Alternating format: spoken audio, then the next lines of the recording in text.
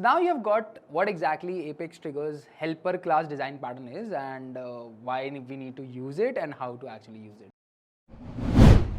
But in order to make you understand it in a little better fashion, I have created another example in here, just so that you can understand that how this actually works in a real world scenario. So for it, I have created a new trigger, Apex Trigger 11. I have created these many triggers because I wanted to explain you the complete topic. But if I would have been like writing the code in any of the development org or any of the Salesforce org, then I wouldn't have been like creating these many triggers. I would have already created only created a single trigger on a particular object, and would have created a helper class in which the logic resides, and I used to call all of the methods from there. So here it is, AC trigger helper. So in this helper class, I've written down different methods, and these different methods serve different purposes, which we will actually use inside the trigger. So let's go through them one by one. So again, declaring a helper class is as simple as this. So just write down the name of the helper class, public class, and here's the first public static method that I've created in here. So it's a before insert method. Let's see what this says. So this method basically adds Mr/Miss as a prefix in the account name. That's all what it does. So if we want to update any field's value in a before trigger, this is the kind of logic that we'll be writing down. And as you can see, this is already bulkified in here, right? So that's what it is. So this is first method that I've written down over here. I've got some more methods. Let's look at them one by one. Number 2. Add, okay, I think this is something different.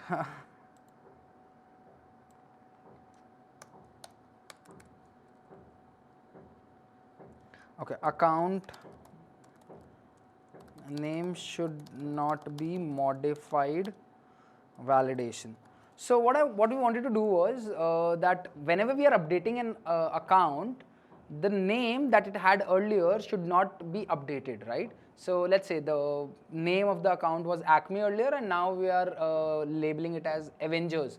So these are two different names, and what we want to do is we do not want the name of an account to be changed once it is set. So for that, we have created a trigger in here, and this is what the code that we have written down over here. It accepts two parameters. Number one is a list of account, and another one is a map in here.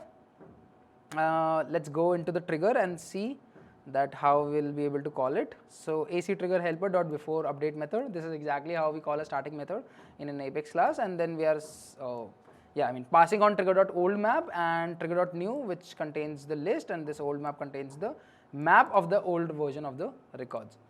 So we've got the old version of records in AC map and new version of records in AC list, and this is the code that we have written down. I think we have done it earlier as well for some other fields, but yeah, over here it is. To get the old records, all what we are doing is we are just using get method and passing on the ID of the record to get the access to the old record, and just comparing if the old name and the new name and the old name are same or not, and if they are not the same, then we'll just show this error. Account name cannot be modified. That's how simple it is. And for the above record, all what we are doing over here is in the before insert method, we are just passing trigger.new, which is the list of the new records, right? So that's what it is. Let's go to the third one. So this before delete method, what it does is it stops the deletion of an account which has got associated contacts with it, right? So this might be some situation. There might be some situation in which your users can ask you that the accounts should not be deleted until unless there are some contacts associated with it. So for that, what we have done is we have got the list of accounts which are actually getting deleted, and this is a before delete method which we are calling in the before delete block, and how you can identify that whether this is a before delete block or not. This is trigger.isBefore, and this is trigger.isDelete. So this is of course a before delete block, and over here we are just calling the before delete method. You can also call more than one methods in a single block, whatever you, whichever way you want to go ahead with this. So over here what we are doing is we are just getting the account list, we are iterating it, we are adding all the IDs in the ID list which is in here, and we are just With the help of this ID list, what we are doing is we are fetching the contacts from the database and adding all of them into the C list, which is the contact list. And yeah, later we are just creating a new map, and after that we are just iterating this C list and adding all of the contacts in with the associated account ID. So let me tell you what that basically means. So with the account ID, we are adding the contact, right? So that later on we can verify whether there is a contact associated with a particular account or not. So if this map will have even a single entry for any account, then we'll show the error over here. cmap.contains ID, a.id, error, the account record has an associated contact record. So this is how it basically works. So if you can see in this helper class, what I've done is I've written down all the logic in the helper class and I'm just calling this method inside the trigger.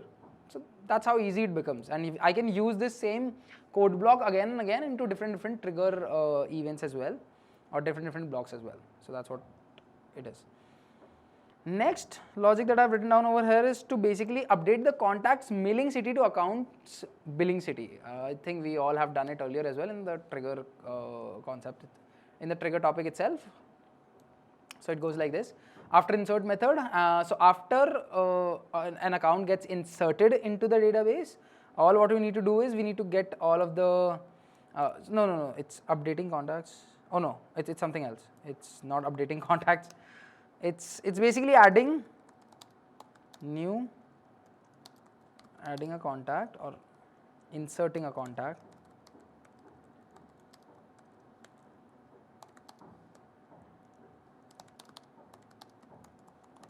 So it's inserting a new contact for a new account, and how it goes is all what we are doing is we are just creating a list over here, and for every account which it's again bulkified, as you can see. So we are not creating only a single contact, instead we are creating a complete list, because there might be 5 account records which got inserted just now. No, there might be 5 account records which just got inserted right now, and for all of those 5 account records we need 5 contacts which are associated to each one of them. So this is how we're going to do it. We are just creating a new contact in here, new contact, last name, a name plus contact. So the name of the contact is just going to be the account's name plus contact appended to it. And here, this is how we actually associate a contact with an account, and we are just adding it into the C list, and at the end of it we are just inserting the complete contact list in here. Hope that makes sense. Similarly, yeah, over here that's the update contacts mailing city to accounts billing city. So what we are doing over here is whenever we update any account, what we want to get done is the contacts mailing city should also get updated, and its value should be changed to accounts billing city, and this is how we are doing it.